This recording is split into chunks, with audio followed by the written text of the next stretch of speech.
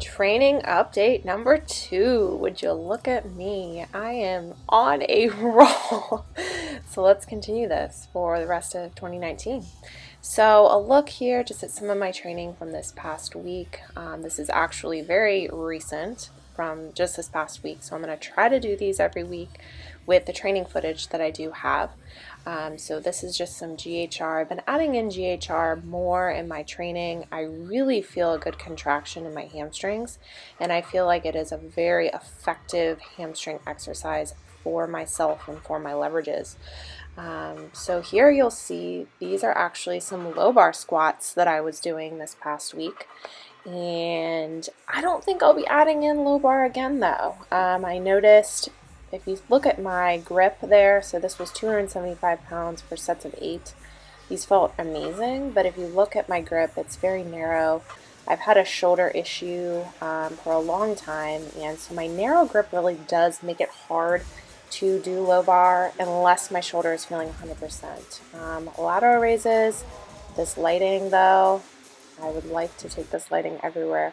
So I just wanted to include this little clip. This was me, my physical therapist Deb, my friend Danny, and Janice, my friend Janice. We were at the shooting range and we set up our camera just to take a screenshot and a photo. I freaking love them. So, you know, one thing about lifting and about just fitness in general, I've made some of my best friends from this industry. And a lot of times on social media, and I think in general, we can tend to be kind of negative just about like, oh, the negatives of social media, the negatives of kind of the community, whatever. There's so many positives to focus on. To be honest, the comments that I get on Instagram, 99% positive. Comments I get on YouTube, 92% positive. YouTube tends to be a little bit different. Here are some face polls, as you see. But really, I have met so many incredible people from this industry and some of my best friends, and I'm just so grateful and thankful. And times like that where I can go shooting with some of my friends and train with some of my best friends, it really makes this whole journey just that much more rewarding and amazing. So here's some upper body training. As I mentioned in my last training log, upper body definitely is a focus. That's somewhere that I just have to devote a bit more energy to in order to make progress and to make gains. My lower body really responds well to training. I can get insanely strong, but my upper body just struggles a little bit more.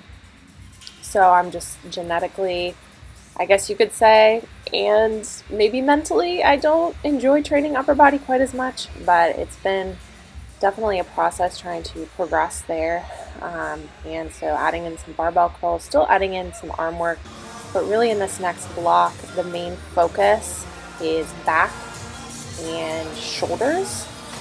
That's where, so the next time I compete, that's kind of the overarching goal. So the next time that I do end up competing.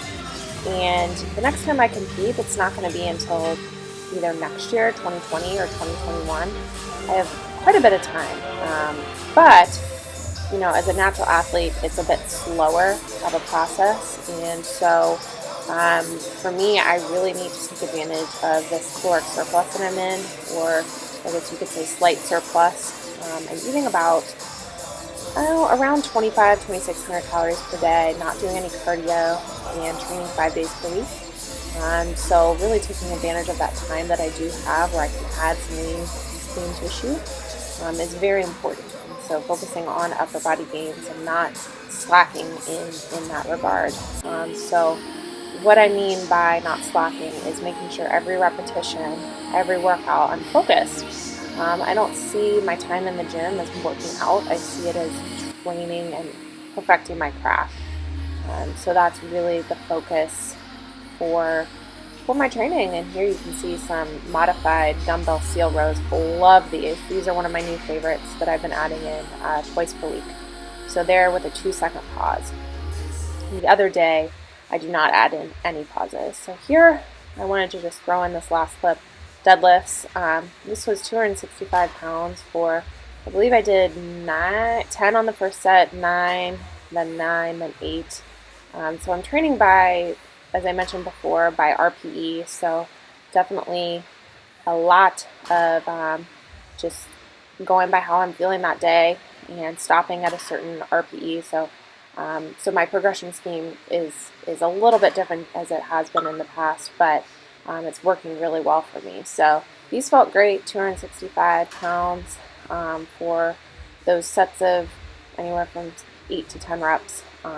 So making some headway and getting some of my powerlifting strength back. So we'll see where I end up at the end of this next block. All right, talk to you guys soon.